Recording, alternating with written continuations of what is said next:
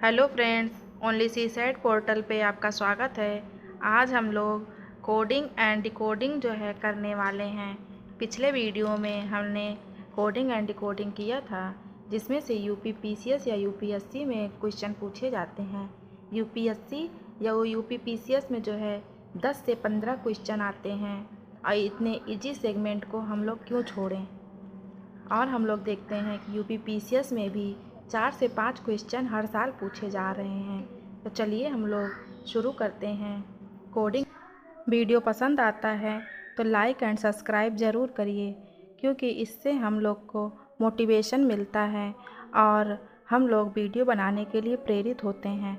तो सब्सक्राइब ज़रूर करिए। हम लोग देखते हैं ऐसे क्वेश्चन ऐसे जो है प्रश्न हमारे पेपर में दिए रहते हैं, और इतना इसके आगे कोडिंग दिया रहता है, और ये हम लोग के सामने ये दिया रहता है कि इसका क्वेश्चन और आंसर जो है बताना है।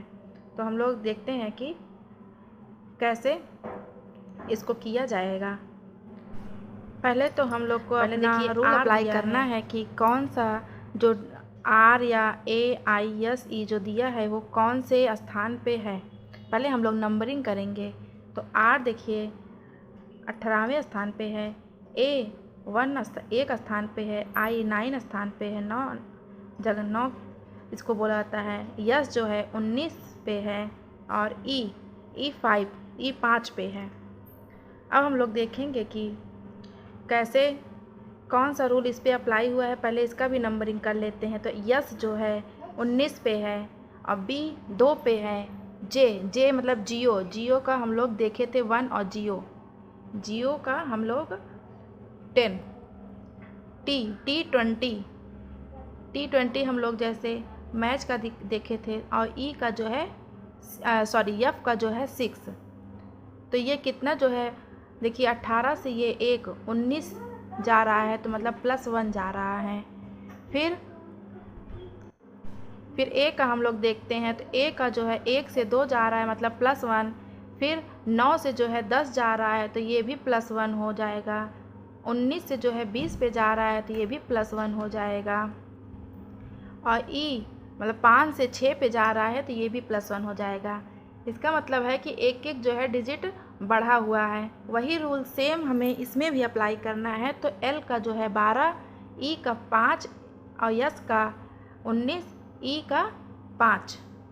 अब ये रूल एम का जो है 13 हो जाएगा। हम लोग नीचे लिख लेते हैं। तो एम का 13 हो जाएगा, एफ का 6, और बी का 2, T20, और एफ का 6 मतलब 6। इतना हो गया। अब यही रूल सारा अब हम लोग देखते हैं। 12 से 1 गया तो 13। फिर देखते हैं ई का 5 का गया तो 6 +1, ये भी 1 से गया 2, ये भी जो है 1 बढ़ रहा है। यस से 19 से जो है 20 गया, और 5 से गया 6 पे, मतलब सारा जो है +1 इस पे अप्लाई हो रहा है कि 1 जो है बढ़ रहा है। तो हम लोग इस पर भी अप्लाई करेंगे। F6, L 12, O 16 हो जाएगा, नहीं 16 नहीं 15 हो जाएगा। O 15 हो गया, और W हो जाएगा 23, N हो जाएगा 14। अब पहले हम लोग को करना है कि एक एक संख्या बढ़ रहा है यहाँ से, तो हम लोग पहले संख्या लिख लेंगे। मतलब 6 से बढ़ रहा है 7, 12 से 13, 15 से 16, 23 से 24, और 14 से 15 हो जाएगा। अब हम लोग अपना डिजिट जो जिस स्थान पे जो संख्या जो ABCD रखा जाएगा वो हम लोग रख देते हैं। तो जी के लिए 7 मतलब G7 जो है सबमिट होता है। तो G7 हम लोग को ऑप्शन दिया रहता है कि ABCD, तो PQRST 5 संख्या दिया हुआ है, तो हम लोग 5 बना लेते हैं। दूसरा दिया हुआ है कि G, उसके बाद STUV इतना दे दिया। फिर तीसरा हम लोग को दे दिया आंसर कि GMP,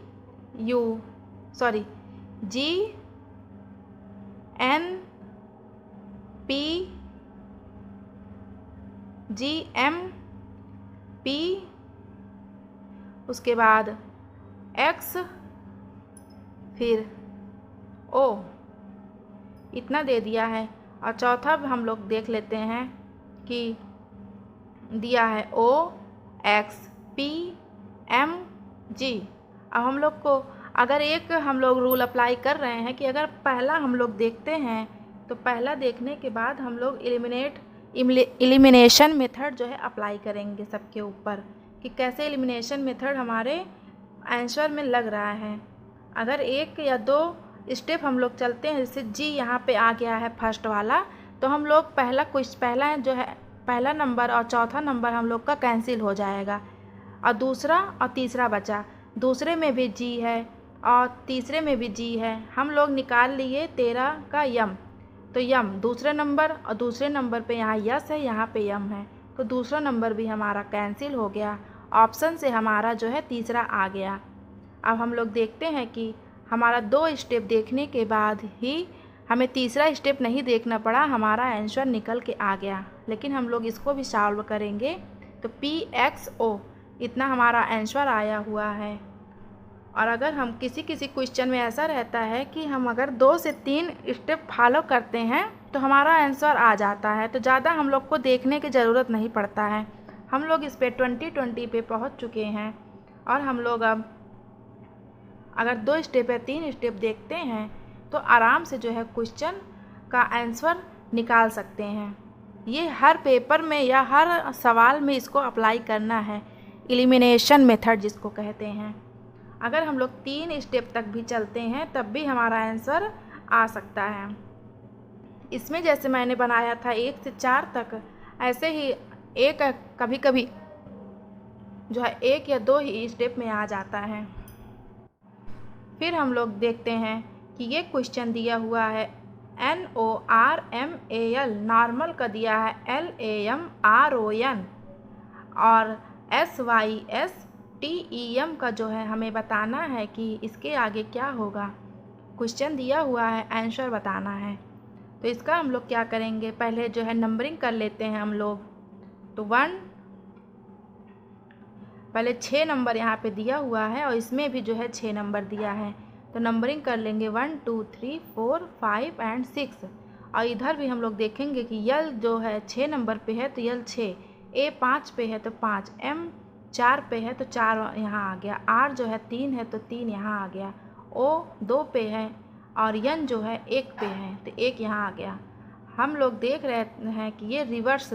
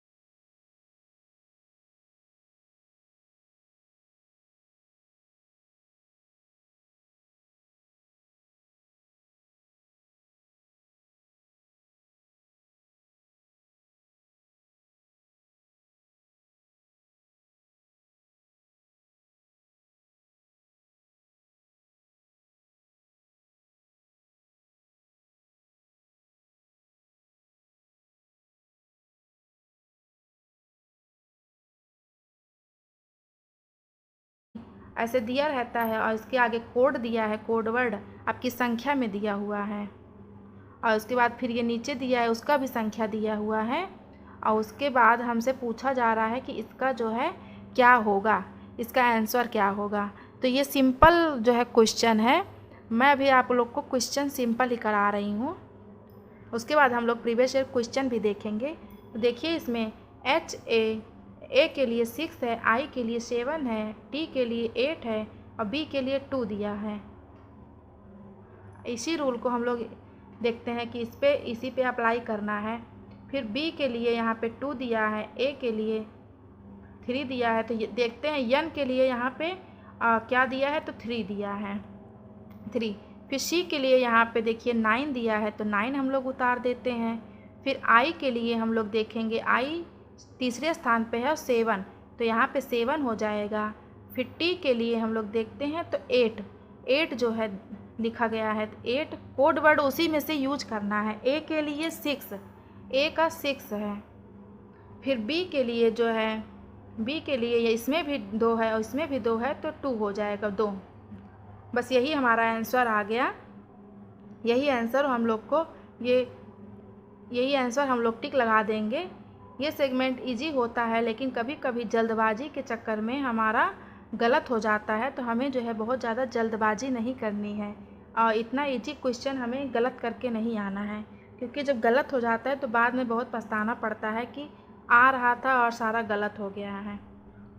चलिए हम लोग नेक्स्ट क्वेश्चन देखते हैं। अब ये वाला क्वेश्चन हम लोग देखते हैं। इसमें दिया है TRI और IRT, फिर KSS, के और SKC दिया है, यहाँ पे C रहेगा, C बना देते हैं। फिर दिया है IMA और AMI, और इसका जो है यही जब सारा रूल अप्लाई होगा तो इसका जो है CED का जो है क्या आएगा।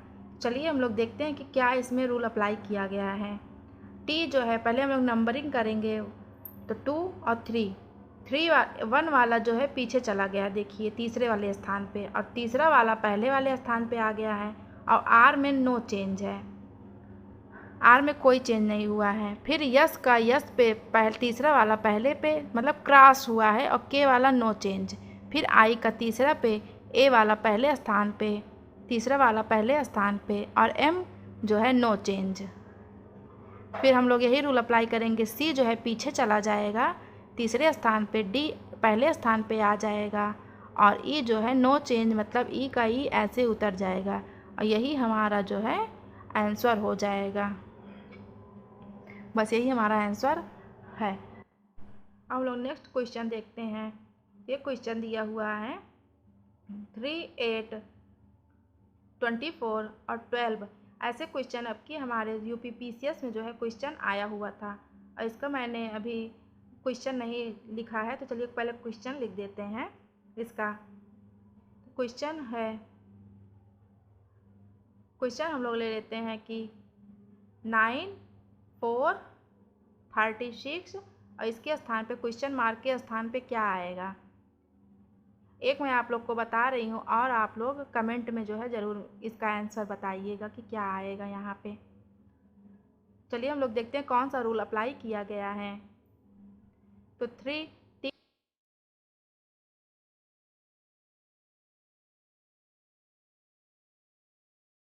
8 24 हम लोग इसका, और इसका ये जो है आधा किया गया है, तो आधा यहाँ पे लिख देंगे, और इसका जो है यहाँ पे गुणा किया गया है, तो यहीं पे हम लोग कॉपी में ही अपने या पेपर में ही लिख